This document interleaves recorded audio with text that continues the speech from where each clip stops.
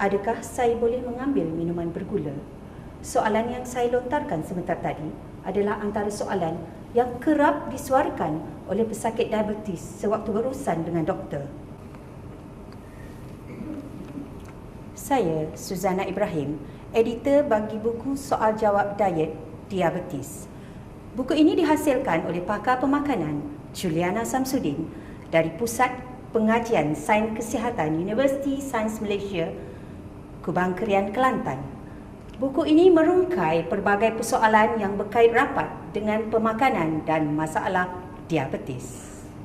Penyakit kencing manis atau dikenali sebagai diabetes mellitus berlaku apabila kadar gula atau glukosa yang terhasil khususnya daripada makanan yang kita makan melebihi 4 hingga 6.1 bacaan normal. Selain itu, diabetes juga boleh berlaku apabila bacaan aras glukosa berkurangan daripada bacaan normal. Mengapakah keadaan ini berlaku?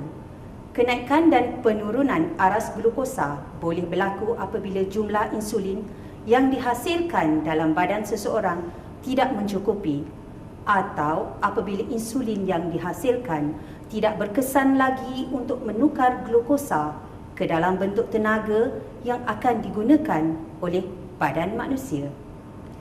Keadaan ini menyebabkan aras glukosa dalam badan terkumpul sehingga melebihi jumlah yang sepatutnya diperlukan oleh badan manusia. Diabetes boleh dibahagi kepada 3 kategori utama. Diabetes jenis 1 yang bergantung sepenuhnya kepada suntikan insulin sepanjang hidup mereka. Perkara ini disebabkan oleh kegagalan sepenuhnya organ hati untuk menghasilkan insulin. Kebanyakan kes berlaku dalam kalangan kanak-kanak. Diabetes jenis kedua berlaku dalam kalangan orang dewasa yang berumur 40 tahun ke atas. Rata-rata golongan ini mereka yang mengalami masalah obesiti atau kegemukan yang tidak mengamalkan gaya pemakanan yang sihat.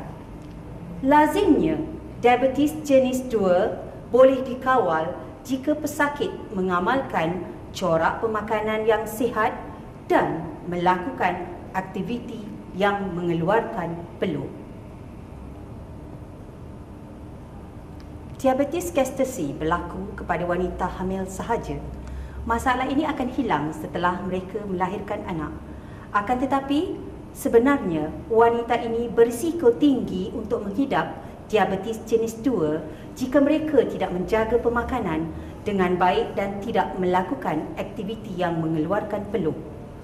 Buku Soal Jawab Diet Diabetes ini mengemukakan soal jawab yang berkisar tentang kandungan zat makanan seperti karbohidrat, protein, lemak, garam serta kaitannya dengan setiap kategori diabetes yang ada. Turut dibincangkan ialah kaedah pengurusan berat badan untuk setiap kategori diabetes melalui pengambilan ubat sama ada yang dimakan ataupun melalui suntikan. Tujuannya adalah untuk memastikan pesakit terhindar daripada mengalami masalah hipoglikemia iaitu kurang glukosa atau hyperglikemia iaitu lebihan glukosa. Kedua-dua keadaan ini sebenarnya membahayakan dan jika tidak diberikan rawatan, komplikasinya boleh membawa maut. Satu lagi keistimewaan buku ini ialah penulis memasukkan elemen contoh menu makanan pelbagai kalori untuk pesakit, kanak-kanak, orang dewasa dan wanita hamil sebagai panduan kepada pesakit.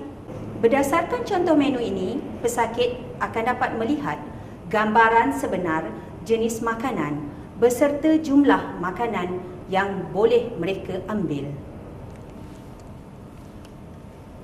Untuk mencegah dan mengawal penyakit diabetes, bacalah buku Soal Jawab Diet Diabetes.